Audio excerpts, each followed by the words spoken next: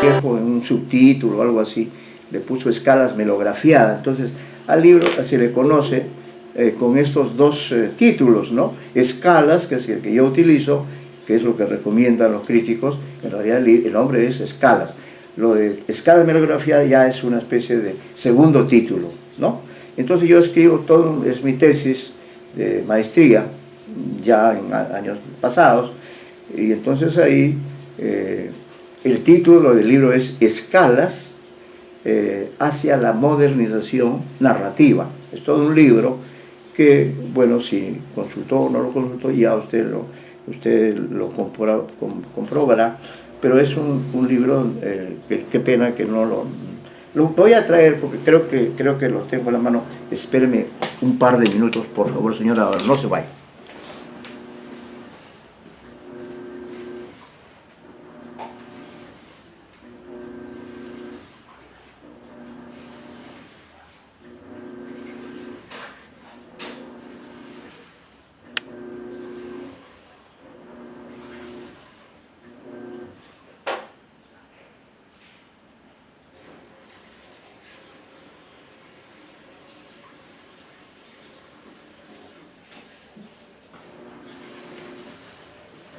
Señor Ábalos, ¿me sigue?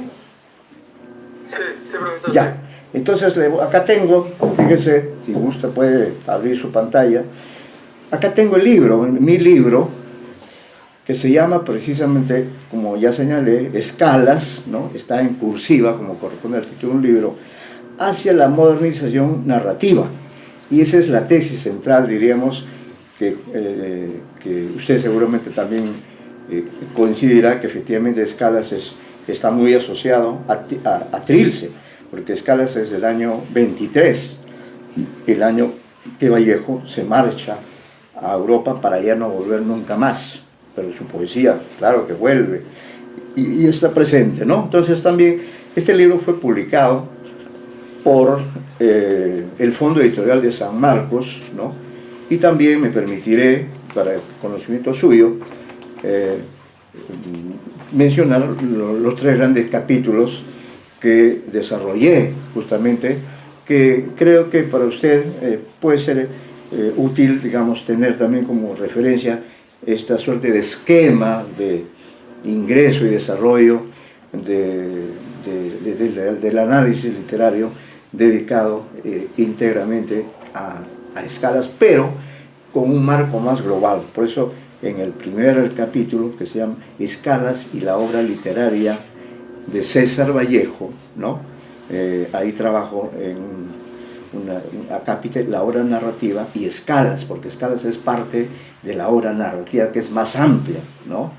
Entonces ahí también distingo la obra en prosa anterior a Escalas, la obra narrativa próxima a Escalas y la obra narrativa posterior a Escalas. Entonces es una contextualización. Luego viene la obra poética y Escalas, ¿no? Es curioso, porque Escalas parece también poesía. La poesía anterior a Escalas, la poesía próxima a Escalas, es Trilce, ¿no? Y luego la poesía posterior a Escalas, la obra periodística y ensayística, los textos peruanos, las crónicas de Europa. Bien, y luego ya en el capítulo 2, y eso es lo que sugiero tomar en cuenta, lo que el capítulo se llama precisamente La crítica literaria frente a Escalas. Entonces ahí intento hacer una especie de recorrido, ¿no? de seguimiento de cómo ha sido considerado Vallejo ante la crítica literaria, ¿no? Y ahí también hablo de la crítica próxima a la presión de Escalas, es decir, los comentarios que se hacen sobre este libro en algunas antologías, en estas primeras décadas del siglo XX, ¿no? Porque el libro se publicó el 23, estamos hablando de la segunda década del siglo, y ese es el contexto que aparecen las primeras aproximaciones, lecturas muy puntuales sobre Escalas, ¿no? Bueno, y luego ya pasa el tiempo, pasan las décadas, y hablo de la crítica posterior, en la que se subordina el examen de Escalas, se subordina en relación con la poesía, porque como lo más importante en Vallejo es la poesía, entonces la narrativa pasa a un segundo plano. Y como dentro de esa narrativa está Escalas, entonces, si se habla de Escalas es porque quizá tenga una relación con lo central que es la poesía de Vallejo, ¿no? En ese contexto, entonces, aparece por primera vez el año 67 las novelas y cuentos completos de Vallejo, ¿no? Ahí está el corpus total de lo que se considera la obra narrativa, porque mucha de ella o se había publicado ya, ¿no? Como por ejemplo, él ya había publicado Hacia el reino de los Siris, el año 23, el mismo año de, creo que sí, estoy confundiendo. En todo caso, ya Vallejo tenía varios textos narrativos importantes, entre ellos estaba Escalas, ¿no? Entonces es con esta edición de novelas y cuentos completos del año 67 que la crítica puede ya trabajar sistemáticamente no solo Escalas, sino también Fabla Salvaje, que es la novela de Vallejo, y otros textos narrativos, y se examina en Escalas pues las dos partes que son como sugiero aquí, ¿no? Cuneiformes y coro de vientos, ¿no? Bueno, entonces hablo también en ese recorrido de la crítica con Escalas, hablo de la crítica reciente, autonomía e intertextualidad. ¿Qué significa esto? Que ya en esa etapa, digamos, ya se le estudia a Escalas por sí misma, no porque no tenga relación con la poesía necesariamente, puede sí tenerla, pero ya se le da más énfasis al examen mismo de un libro complejo que parece un libro con dos partes, ¿no? Que son cuneiformes, la sección más experimental, ¿no? La sección más, también más hermética, no son textos breves, pero con una potencia semántica tremenda, ¿no? Y luego también se examina la otra sección llamada Coro de Vientos, donde están cuentos como Cera, por ejemplo, y otros de ese tipo. Está también Los Cainas. Bueno, ese es un libro que me precio de haberlo estudiado y creo que incluso podría revisar mi libro. Y bueno, entonces eso es lo que hago. Y ahí hay que destacar en este recorrido de la crítica acerca de Escalas el aporte exegético, digo, de Eduardo Nil Silva, aporte de este crítico chileno, que el año 1987, publica un libro, vamos a ver aquí en la bibliografía, ¿no? Acá está, este es el nombre que usted en algún momento va, o quizá ya lo consultó, 1987, César Vallejo, cuentista, ¿no? Escrutinio de un múltiple intento de innovación, Barcelona, Salvat Editores. Este es un libro de un crítico chileno que se publica, como vemos, en Barcelona y alude a este Vallejo cuentista principalmente, ¿no? Entonces ese libro a mí me sirvió muchísimo porque es muy profundo, ¿no? Muy riguroso, como suele ser, ¿no? nuestros críticos. Ahí, bueno, despliego yo también en el tercer capítulo, despliego el análisis ya de, incluso planteando el problema de la edición, el tercer capítulo, exégesis de Escalas, ¿no? Entonces ahí ya hablo de la problemática de las ediciones, de la edición Príncipe de 1923, la edición de novelas y cuentos completos, esta la primera edición, y luego el descubrimiento de Cufón, bueno, temas que seguramente usted también ha trabajado. Y ya en la parte final de ese capítulo viene la parte en donde analizamos esas dos secciones. Analizo cuento por cuento, ¿no? Es un análisis más bien narratológico, diría yo, ¿no? Exegético, creo que pertinente, ¿no? Desde la crítica literaria, desde mi perspectiva, desde mi óptica, hago un análisis, en fin, utilizando ciertos contextos, ciertas categorías de los textos, que son difíciles de conocer, de interpretar, por la complejidad, por el hermetismo de Vallejo, la trascendencia de los temas. Ahí está el libro, ¿no? Y bueno, hay una adenda también, y también está, bueno, toda la bibliografía sobre la narrativa, la poesía, el periodismo. Es un libro, como le digo, dedicado íntegramente, ¿no? Y en la contratapa, dice lo siguiente, ¿no? Este libro se publicó el año 2002, ¿no? En el Fondo Editorial de San Marcos. En la contratapa, una síntesis, dice: el presente libro constituye una lectura exegética de escalas. Ojo, no debe decirse escalas melografiadas, sino simplemente escalas, primera obra narrativa de Vallejo. Se analizan exhaustivamente los 12 textos del volumen, ¿no? En total tiene 12 textos, 6 en la sección cuneiformes y 6 en la sección coro de vientos, ¿no? Repito, se analizan exhaustivamente los 12 textos del volumen y también se establecen las relaciones de estos con el resto de la escritura vallejiana. Entonces ahí utilizamos la intertextualidad, ¿no? Que consiste pues en establecer las relaciones de todo tipo, temáticas,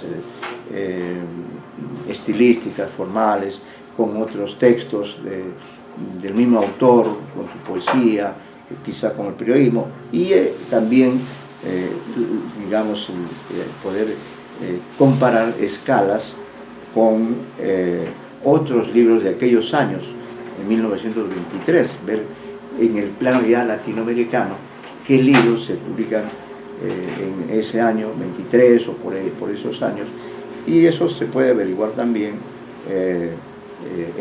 leyendo este libro, ¿no? Ahora, claro, no voy a exponerlo porque el libro tiene más de casi 250 páginas con la bibliografía y, bueno, con una breve referencia al autor, que es el profesor González Montes. Dice, ojo, porque a veces me dicen Montes, no, yo soy González Montes, ¿no? Entonces, en ese momento, Antonio González Montes es profesor asociado en ese año de la Facultad de Letras y Ciencias Humanas de la Universidad Nacional de San Marcos y de la Facultad de Comunicación de la Universidad de Lima. Ha publicado César Vallejo, 1969, es una pequeña bibliografía que hice ese año. Estructura del texto novelístico, 1987, ¿no? Es un texto breve, pero que circuló mucho en aquellos años, ¿no? Es un libro de semiótica, en realidad es un folleto, ¿no?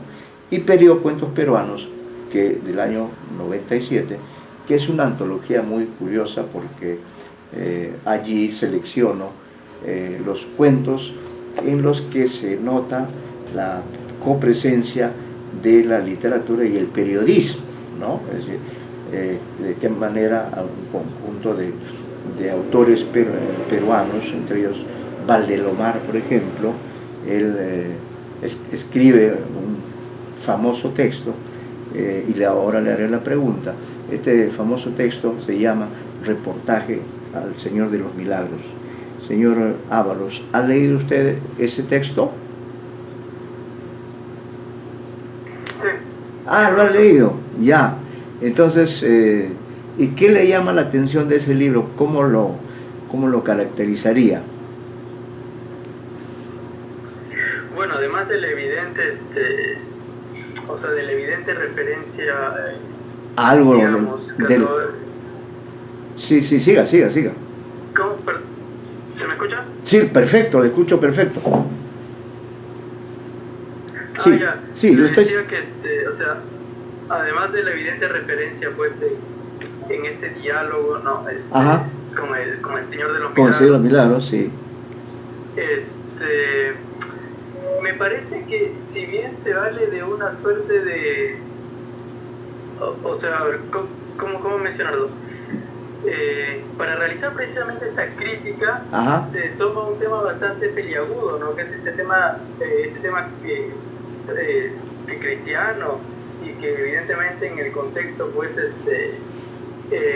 puede tocar varias sensibilidades, ¿no? Claro. Sin embargo, me parece Ajá. que dentro de todo, el darle voz a esta figura sacralizada, emblemática, ¿no? Claro, permite también, le permite también al autor pues hacer una crítica sin digamos tomar parte de él, ¿no? Así es, o sea, así es. es como decir, finalmente pues el autor como que se lavara las manos, no la palabra fin, se Sí, lava las manos, sí, porque sí. él finalmente solo es un entrevistador, ¿no? Claro, Él solamente sí. está preguntando, está interrogando, ¿no? Está interrogando, Y es la está... imagen, Sí, sí, sí, sí. claro, y es la imagen la que da las respuestas. Exacto. Y es más, ¿no? De alguna manera se puede decir que el narrador o el autor busca evitar la crítica de sus lectores. ¿Por qué? Porque finalmente es pues, el Señor de los Milagros, ¿no? Claro, claro, o sea, claro. Sí. Es esta figura paradigmática, Paradigmática, que está hablando sí. y que está realizando la crítica. Así es, sí. Muy bien, claro. Y usted recuerda perfectamente pues que Vallejo tiene varios textos dirigidos a Dios, nada menos, ¿no? En Trilce, en Los Celos Negros, poemas retadores. Y entonces, como usted señala, ocurre aquello de... Entonces, este cuento de Valdelomar, en realidad, lo que ocurre es que ahí Valdelomar, muy creativo él, como Vallejo, usa la estrategia de combinar la literatura con el periodismo, porque fíjese el título, Reportaje al Señor de los Milagros. En el contexto de la época, reportaje equivale a decir entrevista al Señor de los Milagros. Eso es formalmente, como usted bien dice, eso es la estrategia que usa Valdelomar de esconderse bajo la figura de un periodista cuyo oficio es justamente informar acerca de un tema, pero le llama reportaje, ¿no? Que es un título un poco ambiguo, o podríamos decir cuestionable. ¿Por qué? Porque reportaje en realidad es el nombre de un género literario, perdón, de un género periodístico que supone una investigación amplia de un determinado tema, y ese es, por ejemplo, un formato que se emplea en el periodismo impreso, ¿no? También son reportajes sobre determinados temas, por ejemplo, reportajes sobre algún caso político de algún momento histórico, ¿no? Hay una investigación, por ejemplo, vamos a decir, hay muchos grandes reportajes acerca de los años de la guerra entre Sendero Luminoso, el Estado peruano, en fin, ¿no? Entonces se hace un reportaje, una investigación profunda. Pero en ese cuento, Valdelomar, que también es un escritor de dimensión latinoamericana, él emplea esta estrategia, como le digo, en la forma de la entrevista periodística, ¿no? Ahí está el aporte del periodismo, pero en lo temático, Vallejo está planteando efectivamente cuestionamientos, ¿no? A través de la figura de un periodista que busca información, cuestionamientos a la religión, al poder, ¿no? Porque claro, como usted dice, es el Señor de los Milagros, y entonces él, el periodista, primero se acerca y pregunta al sacristán, creo que es, pregunta y le dice, ¿está el Señor de los Milagros? Y ojo, que ese texto se publica en octubre, creo que es el año 15, si no me equivoco, está en mi libro, que ahora ya no voy a salir a traerlo, pero sí, es una antología. Entonces ahí yo creo el concepto de periocuento, ¿no? El periocuento es para mí ese texto que usa algún formato, como en este caso específico, de otro género, de otro tipo de discurso. El nombre es una entrevista, ¿no? Usa la técnica de la entrevista, que se usa no solo pues en el periodismo, sino también en todas las áreas, ¿no? Se habla de entrevista. Entrevista le llama reportaje, y crea la figura de el narrador, que es un periodista que dialoga primero con el sacristán y luego dialoga directamente con el propio con la propia imagen en la procesión. ¿no? Entonces ahí también está lo periodístico, en el hecho de que está haciendo esa entrevista porque ese día la noticia es la procesión del Señor de los Milagros. Qué curioso, este año 2020 no va a haber esa procesión. Entonces mire cómo es la literatura, ¿no? Plantea este tema y bueno, lo desarrolla magistralmente a mi modo de ver en ese cuento en que reta a Dios, ¿no? La técnica de la entrevista de este personaje narrador, ¿no? Es muy sugestiva, hace que Dios se moleste, pero estamos hablando también de Dios en un concepto polisémico, porque es esa imagen pintada por algún pintor, ¿no? Una imagen que es parte de lo sagrado en nuestra sociedad, ¿no?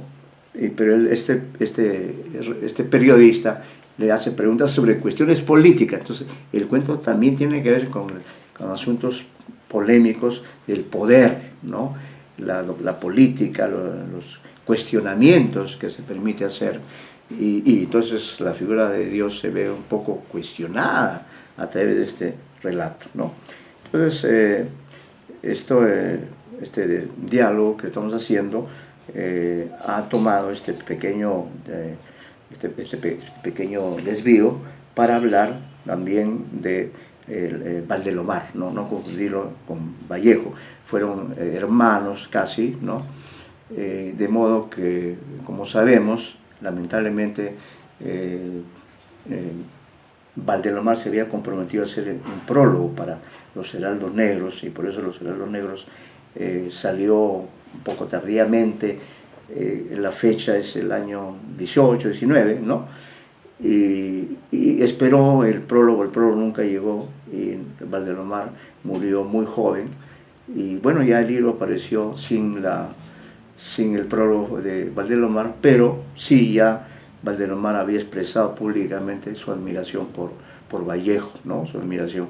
Creo que la poesía de Valdelomar es también de gran calidad. Es un escritor que creo merece más estudios, ¿no? El que ha trabajado, bueno, hay varios especialistas, por el doctor Silva Santisteban y otros estudiosos. Bueno, entonces diríamos que hemos hecho este aporte en esta parte de la clase. Este aporte comenzó con la referencia a este libro, que repito, sería bueno que usted lo adquiera, ¿no? En librerías, este libro de Enrique Fufani, que Vallejo y el dinero, forma de la subjetividad en la poesía, ¿no? De Enrique Fufani. Bueno, entonces es un autor, Valdelomar, muy próximo a Vallejo, y por eso estamos hablando de los dos, de las conexiones temáticas. Ambos poetas escriben sobre el hermano ausente, ¿no? Vallejo también sobre el hermano Néstor que muere. Entonces hay muchas afinidades, son prácticamente contemporáneos, pero Valdelomar es un poco mayor y muere antes que Vallejo, que también muere en los 40 y tantos años que tenía de edad en París, ¿no? Entonces este ha sido una aproximación, y como acá estamos utilizando la técnica de, bueno, estamos utilizando una técnica o una idea que yo manejo, ¿no? Que yo utilizo, que es la idea de Borges, que dice que lo que caracteriza al ser humano es precisamente que el ser humano se mueve en las tres dimensiones del tiempo, es decir, se mueve, está en el presente, como usted y yo hoy día estamos en el presente, pero también hemos estado hablando de temas del pasado, ¿no? De Valdelomar, de Vallejo, qué sé yo, ¿no? pero luego también, de pronto, volvemos al presente y desde este presente también podemos hablar del futuro, especular acerca del futuro, ¿no? Y esas especulaciones a veces se dan a través de un cuento, que puede ser un cuento de Borges, o también a través de un ensayo, por ejemplo, que por ejemplo, sería interesante, señor Ábalos, que pensando en ese futuro, y usted está comenzando su trayectoria de estudioso, por ejemplo, ¿qué va a pasar después de esta situación? ¿Cómo va a ser la literatura posterior que pase después de la crisis? ¿Qué piensa usted, señor Ábalos? ¿Qué características cree usted que tendrá la literatura post-2020? ¿Qué cree usted sobre eso? Se lo pregunto así, pensando en el futuro y utilizando esta estrategia de Borges, digamos, esta libertad que tenemos como seres humanos de movernos en las tres dimensiones. Entonces, sí, sería en forma de pregunta decirle a usted qué piensa de lo que puede ocurrir en la poesía, por ejemplo, o quizá pienso yo en particular que, bueno, Vallejo es un referente, porque de alguna manera él, a través de algunos poemas, hace este cuestionamiento a la divinidad, a Dios, ¿no? Y bueno, porque precisamente ha creado al ser humano como alguien muy frágil, ¿no? Que es lo que ahora estamos comprobando. ¿Qué piensa usted sobre la poesía? ¿Cómo será? ¿O qué autores del pasado habrá que ir hacia ellos y buscar algunas claves que permitan alguna forma de apropiar